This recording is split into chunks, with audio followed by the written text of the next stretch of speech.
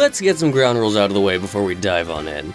In this ranking, we will be going through each challenger pack in order of release, placing every pack in the larger ranking as we go. For this ranking, I am looking at the content provided in the challenger pack, specifically the character, stage, and music. Apologies to the spirits, we just don't have time for you on this one. Last time I scored the packs out of 10, and this time I'm just not. Honestly, even back then I didn't like scoring things out of 10. I don't know what I was thinking there. And finally, popularity and quality of source material is irrelevant. More popular characters do not get bonus points for being popular. Characters I love do not get bonus points through my bias. We're only looking at what these challenger packs brought to this fighting game. Here is my celebration of the 6 incredible challenger packs we were handed in Fighter Pass 2, Trojan horsed via a ranking because more people will want to watch that. Hi, by the way, my name's Jason. Thanks for watching my video. Usually I have more loquacious intros than this, but we've got a hearty stretch of ground to cover today, so let's not delay. Speaking of stretch, continuing one of my favorite Smash Bros. Traditions of ushering in new Nintendo series into the larger Nintendo family, Challenger Pack 6 gave us the fan favorite arms dealer Min Min.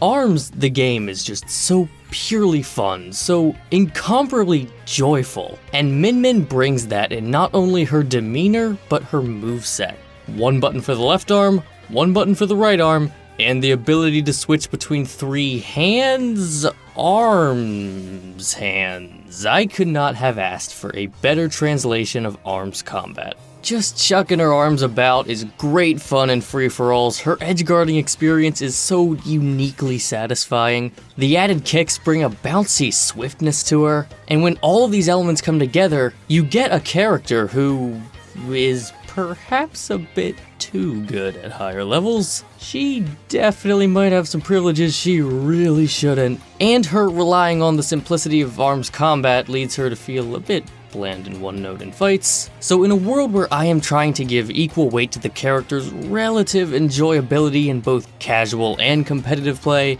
she kind of equalizes herself out mechanically and functionally in this regard. Although I must say, while Min Min is mathematically one of the best characters in the game, when a character is this one note in their game plan, if you can't eventually get that download on an enemy Min Min and get through to her, you know?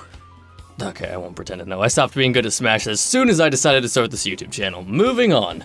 There's not much to say about Min Min's stage, which isn't even her stage, it's Springman's, but whatever. It's another arena-themed stage, certainly not a genre Smash was wanting for more of. The most notable things about it are that it's kind of long, cool, and the jump pads, which am I the only one who finds them kind of awkward to use? They feel more like they strap a rocket to you and blast you upward than they do give you a super jump like the ropes in the boxing ring. Doesn't stop them from being fun to use though. This is for sure a visually underwhelming stage kept afloat by some purely fun, unique offerings. Like bouncing people off the ceiling. It's simple, but I'm glad it's there. What I am significantly more excited to talk about...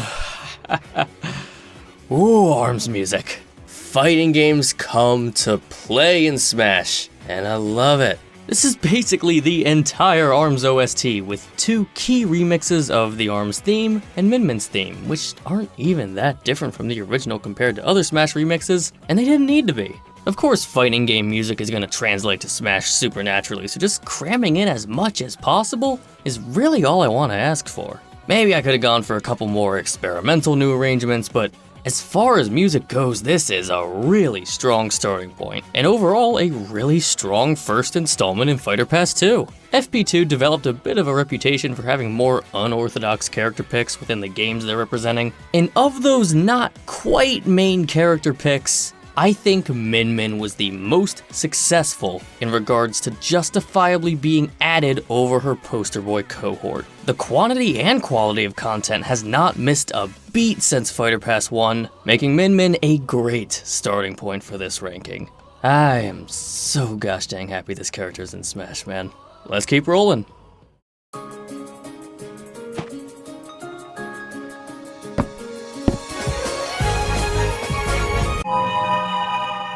Seeing Steve in Smash is only making more and more sense as we go along. He probably would end up being too gimmicky to the point where I wouldn't play as him that much. But what really excites me about Steve... Yep.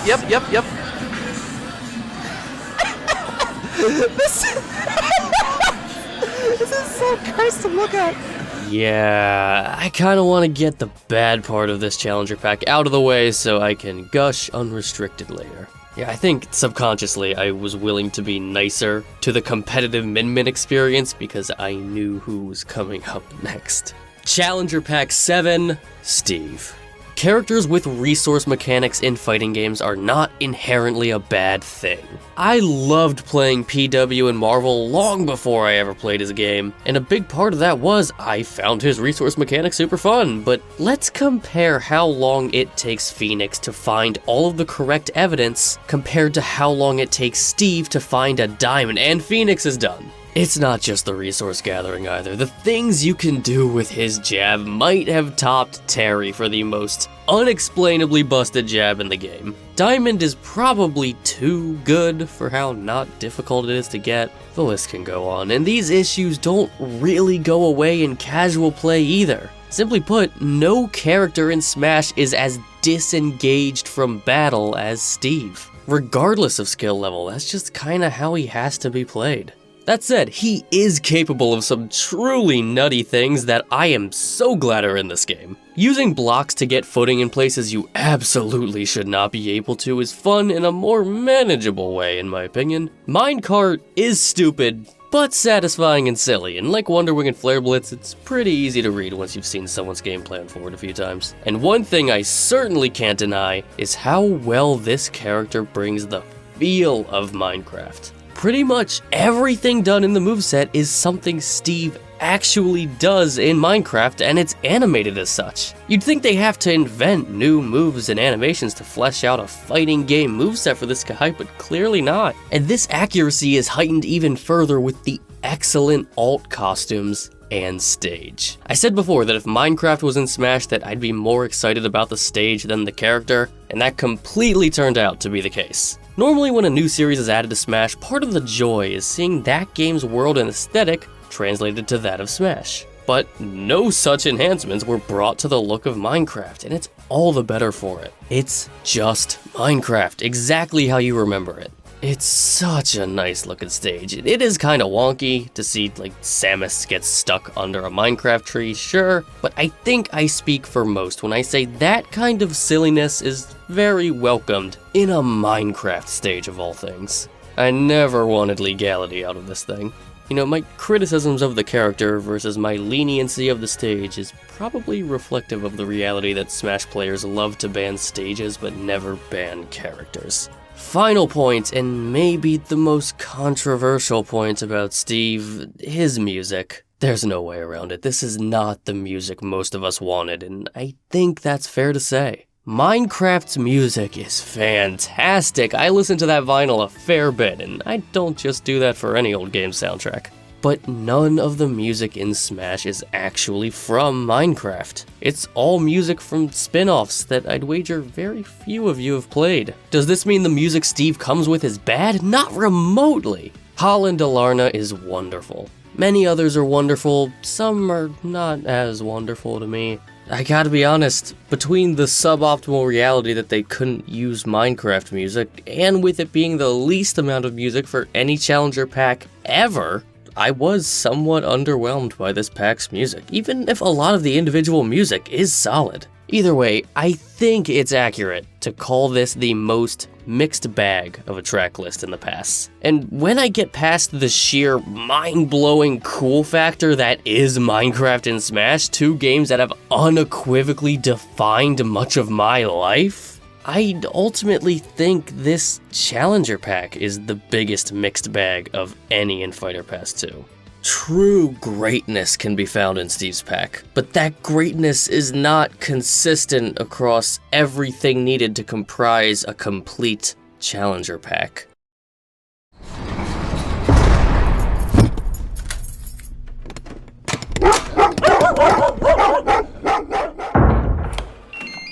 Perimeter secured. Don't mind me. just doing a little prep work here to get ready for this video's comment section. I believe Min Min had a better challenger pack than Steve. Almost wanna not make this video anymore just to avoid that dislike bar, but I'm not dropping a free chance to talk about a Xenoblade character. After the Final Fantasy character, of course.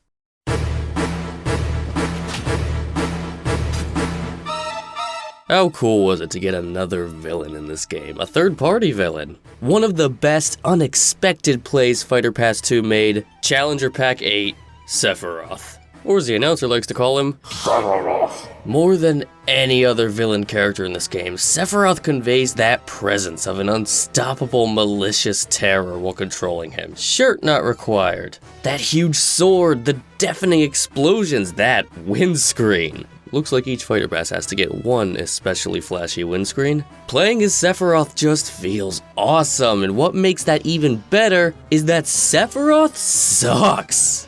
Okay, no he doesn't. Ignore my hyperbole. What I mean to say is that Sephiroth is what I would call the healthiest character in this Fighter Pass at most levels of play. Like what Byleth was for Fighter Pass 1, which is kind of just a nice way to say that Sephiroth's kinda bad compared to how busted all the other characters in this pass can be. How hilarious that this basically godlike being with a 7-foot sword trying to explode the world cannot stand up to Ramen Shop Worker and Lego minifigure on the tier lists. But that means whether it's 8-player Smash or one-on-one, Sephiroth is fairly delightful to have in play. He's got reach, he's got power, but is relatively punishable and weighs less than I do. An English voice track would have been nice, but I'm really reaching for something bad to say about the character at this point. And what an elegant stage the Northern Cave is. Not enough stages tell a story like this. Iconic imagery all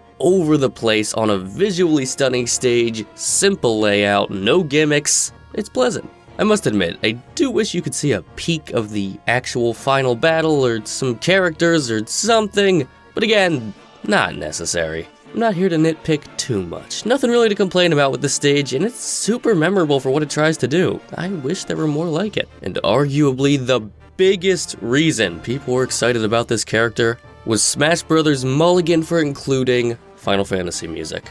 Did they deliver this time? I'd say so. Didn't shatter minds, it's only 9 tracks, but yeah. Well, okay, that doesn't quite do it justice. FF7 is, of course, an all-time great game OST, but is it just me, or are these new arrangements absolutely top tier, even by Smash standards? Like, man, I'm trying to think of a less overused word to put here than epic, but I can't be the only one who opened up the Sephiroth challenge for the first time, got to the roster screen, heard this,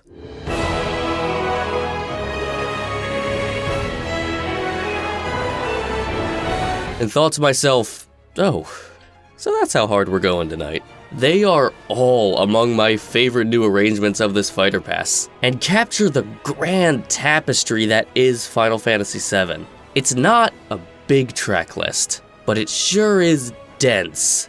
Mostly. Okay, I do think having a bunch of Advent Children music is just slightly weird, maybe because I haven't watched the film, but dude, now we can say Smash has a film score in it. That's just awesome that truth exists. Rock solid challenger pack. I really am trying to think of something more critical, because I mean, this pack didn't blow minds at every turn. Some things it just simply does well enough, but it got the job done, and done well. I think that Sephiroth came with the best challenger pack I've talked about today so far.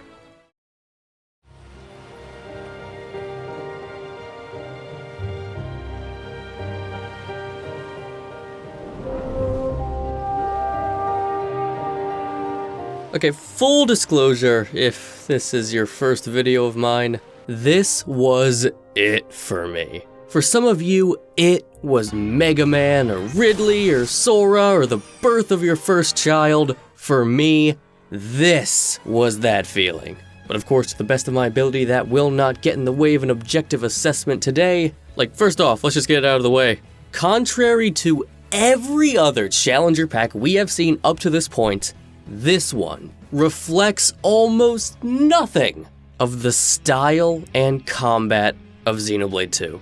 By Sakurai's own admission, having a driver-blade team-up character was simply not possible. And even then, if you're going to have a solo fighter, the only one that really makes sense is to have the driver.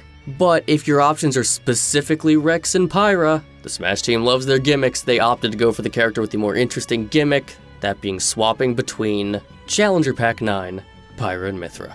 Nearly forgot to introduce them. First off, sheesh dude, these are the highest quality character models I have seen in Ultimate. Mythra in particular looks borderline indistinguishable from Xeno 2 to me. Stylistically, they are super unique from any other sword user in this game, the way the sword often just floats around them. How nimble the two appear in animation, how flashy those specials are. It's so cool that I think I'm willing to forgive the fact that they might have the lamest ults in the fighter pass. And another strength to this character, in my opinion, is that gimmick. It doesn't at all impact how they fight or how you control them. Essentially, they're just a stance character. There's no intrusive new mechanic that I have to analyze the health of in a variety of styles of play. These are Smash characters through and through, and I love them for that. Pyra feels so destructively satisfying in a way I haven't felt in a new sword character since Ike. And Mythra, especially. Oh man, let me tell you about why I love Mythra in this game. If there's a quality I personally like in the Smash characters I play, it's having a character that allows me to never let up the pressure. I want to be in my opponent's face, stringing attacks together as fluidly as possible, whether it's in combos, strings, or mix-ups. And true to the nature of this character, Mythra's bonkers speed lets me do that absurdly naturally. They at least got that part of the character right. I do not play Smash competitively anymore, I've said that a ton on this channel. But if I did, I honestly think I might have switched from maining Roy to the Aegises. And that's a big thing for me to say because I play Roy in literally every Smash game he is offered in. I find these two that fun in both style and function. Of any newcomer we've been given in Ultimate, Pyra and Mythra are the best demonstration of the fact that the fundamentals of Smash Bros. Can be fun all on their own. No UI elements, no additional inputs, no strings attached. However, I already said Sephiroth was the healthiest character, and as such, these two don't quite have a spotless record. I won't pretend to know all the goings-on in the meta like I used to, but I hear top 5, top 3 thrown around for these two quite often, and I definitely see that. Now, I don't think being a top tier is the worst thing in the world for a character. Pretty much all of the most beloved fighting games of all time have absurdly powerful characters. I more so just value that a character is playing Smash on that fundamental level. And I get to play Smash on a fundamental level when versing them. So yes, I think these two could definitely be toned down a bit, but I'm not compelled to complain about them as aggressively as I would Min Min or Steve. I took a lot of time on the characters there, so let's just rapid fire through the stage. The Cloud Sea is as stunning as ever. The Titans provide a very unique backdrop compared to other stages. The party members always a great call. Gramps' quotes and general body movements are adorable. And I love that the stage is diegetic, as in something that actually exists in the world, not just an inexplicable floating platform. It adds so much to the sense of place for me personally. Finally, a playable Xeno stage, one that still manages to bring the appropriate sense of scope and scale to stay true to this series. Now, I haven't played Kingdom Hearts, so jury's still out on that one for me, but that one aside, if you ask me to crown which game from this Fighter Pass features the best soundtrack, without hesitation Xenoblade 2. So getting a decently beefy track list is already starting out on about as strong as a note as I could hope. There are very, very few omissions here as far as music from Xenoblade 2 goes. The Xenoblade 2 medley is maybe the most successful attempt at a medley Smash has ever seen. Tiger Tiger was a welcomed surprise, and Counterattack is good, but this is definitely a different take on the track. The new arrangement's existence is appreciated, but I do wish we could have had the original as well. Like I said, maybe a little overly critical, a little nitpicky. In reality, this is almost certainly the best lineup of music for any of the RPG characters in Fighter Pass 2. On the whole, this Challenger Pack feels pretty on par with Sephiroth's to me. I view their stages pretty equally. Pyra and Mythra do win on music overall, though I think Sephiroth has the better new arrangements. But even if I think the Aegises are the most fun characters to play in this fighter pass, I cannot deny the elegance of Sephiroth's implementation, feeling both like an uber powerful boss entity while still being a balanced and manageable fighter that keeps the meta intact. And ultimately, I think that'll give Sephi the edge. Pyra and Mythra will have to settle for a tentative second place. Will they be able to hold on to it, or will they drop further down the cliff? That was a Tekken joke. Get ready for the next battle.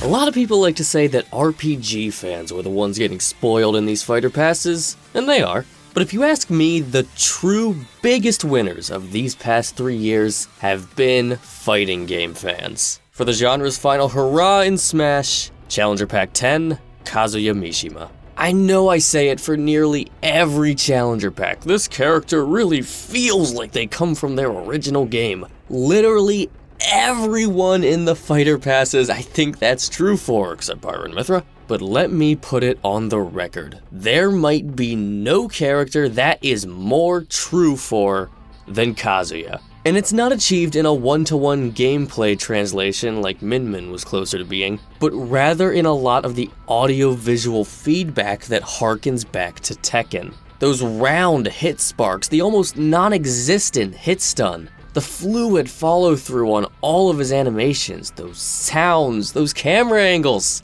What other character has authentic camera angles? Also, just like Tekken, that feeling you get when you play Kazuya of, you know he has 30 different moves on one button, you know what all of the moves are, but in the heat of battle you can only think to use like 4 tops. Probably a lot of that roundhouse combo. The ginormous breadth of options at your disposal is exciting, and you actually have total control over your giant moveset this time. He's got enough raw strength and punching power to make him satisfying to land with in casual play, not to mention how purely fun it is chucking out random moves when you have so many to play with. But competitively, what else is new? He can be a little wild. He's got nasty, relatively easy to do combos. The super armor feels like a weird privilege to give him. What an odd way to implement rage. And why is the 10 string his jab? And you can just hold the button down. You don't even need to press it 10 times. But hey, I'll just be happy it's nothing too game-shattering. He still has plenty of weaknesses as a character to exploit. He can delete you in a second if you don't have finesse, but feel free to disagree with me here. I think at least Ken and Terry are more obnoxious in what they can get away with. Kazuya has to get really close in to do anything to you, and he's really slow to boot.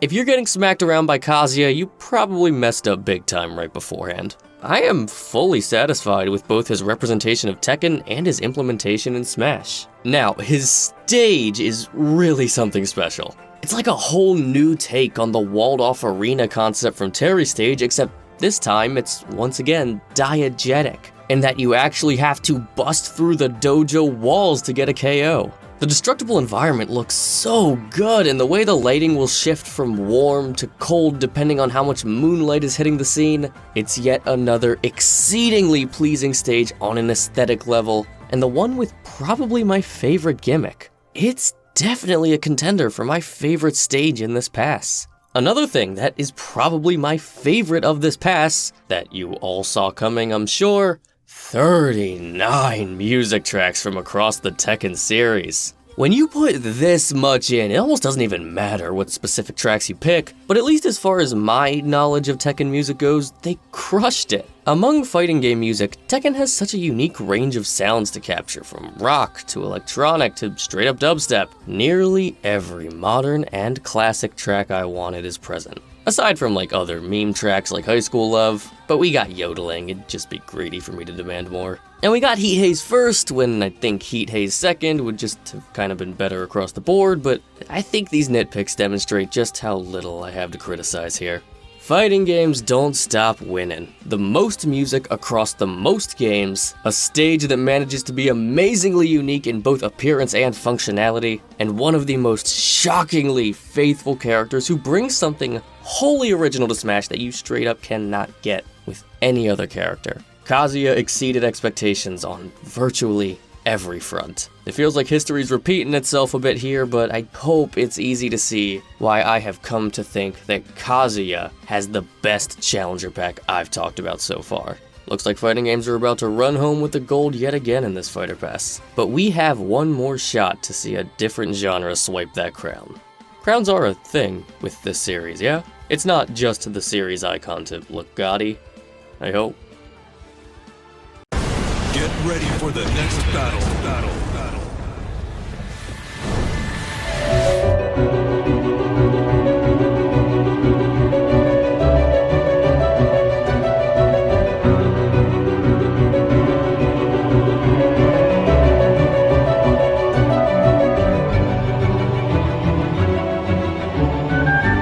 So for the first time ever in one of these videos, I have to assess the merits of a challenger pack for a character in game that I am not intimately familiar with. I spoke with a couple friends of mine who are Kingdom Hearts fans, and by a couple I literally do mean two, so they could help inform my knowledge of some things I wasn't so sure about with this challenger pack. I'm gonna do my best, but if I say something that sounds totally ignorant, apologies in advance. It's time for my 4-ish hours of experience with this series to shine. Challenger Pack 11, Sora. And I gotta say, even with the super limited experience I have, the freedom in his floatiness, the way Sora just hangs around in the air with air combos, the vertical control from his specials, his Ness jump. I feel like that's Sora's combat style in KH to a T, is it not? Those air combos in particular really invoked Kingdom Hearts combat to me, even with how little I've played, and that's either masterful translation of character, or my brain tricking me into thinking something's there when it's maybe not. But then on the other hand, you have this neutral special where he just cycles through 3 different spells, which I'm fairly certain that wasn't done for accuracy of source material. If it was, cool, but if it isn't, that's kind of a lame gimmick. A very lame gimmick, in fact. Just giving the player less control over their moves, thanks. Ryu has 3 different Hadoukens based on how long you hold the button. Ramen has 4 different thunder spells depending on how long you charge. There are ways to give the player control here, but let's not harp on it too much. It would be pretty foolish of me to try and make a determination on Sora's competitive standing so soon after his release, but in the broadest of strokes, he seems good enough, but probably not broken. Not as broken as Smash 4's last character, at least. But I don't know, man. Maybe it's because Kazuya just brought perhaps the most unique combat experience of anyone in the Fighter Pass. Pyra, Sephiroth, Steve, Min all brought such poignant personalities and identity in the way they fight. Sora just feels the most beige of anyone in this pass, you know? And that seems to have been somewhat intentional. That does also mean he's pretty inoffensive. Like, I have very little to complain about in terms of his construction as a fighting game character, but I mean, that is just Sora, right? A sword fighter who excels in the air, a valid concept, just not quite as inherently thrilling as some of the others, but still a fun dude for me to play at least. Sadly, I don't think that theme of general indifference is gonna stop at just the character. The stage is the real reason I reached out to my Kingdom Hearts friends. I wanted them to reveal some super cool lore or hidden details to me that would completely shift my perspective to make me see this stage as something more than another traveling stage, but with one of the most static and uninteresting backdrops we've seen in a traveling stage, but looks like that's what we have here. It's not telling a story like Sephiroth's, it doesn't have abundantly unique presentation and set pieces like Pyra's, but while there are no mechanical stage gimmicks, it does have the thing where towards the end of the match it will transform into that pitch black area with the character art in the background, and I really do love this. The art is beautiful, the void-like atmosphere carries a certain tranquility not often seen in Smash. It's not flipping this into one of my favorite stages in the past, but it's my favorite thing about it. Now, I did not initially realize this about the music. Apparently, every track included in this pass is from Kingdom Hearts 1, besides the $30 DLC track. And I am sure that Kingdom Hearts 1 has a great soundtrack and that all of these pieces of music are incredible. But I'm also pretty sure that there are some other Kingdom Hearts games out there that might have a good music track here and there too. So even from my limited perspective, I'm pretty confident in calling this track lineup far from optimal. It's a good thing that Kingdom Hearts music is pretty inherently great, so it's not a terrible track list or anything, but it is on the smaller side and lacks any new arrangements, and as such, it's hard to say that this track list can hang up there with the best of Fighter Pass 2. I think there is absolutely a discussion to be had about the fact that Sora and this whole Challenger Pack were basically a bonus. An incredible chance encounter led Sakurai to the possibility of including the most requested character in Smash history. So they made it happen and tacked him onto the end of the already planned Fighter Pass 2, and here we are. Maybe they didn't have the same amount of time to work on him, maybe their budget was already pretty drained. And let's not ignore the fact that they had to work with both Square Enix and Disney to make this happen. It's probably a little more challenging than paying SNK 5 box tops and a Tootsie Pop for Terry, but if the purpose of this video is to compare and contrast the content we were offered in these 6 Challenger Packs, it'd simply be dishonest of me if I didn't say that I think Sora's gonna be bringing up the rear. Which sucks, because now I got the thought in my head that it might just be my unfamiliarity bias making me not like this pack as much, but hey, when I inevitably play Kingdom Hearts one day, if I look back on this with new eyes and see things different, I'll be very excited to retcon the BlastBox canon.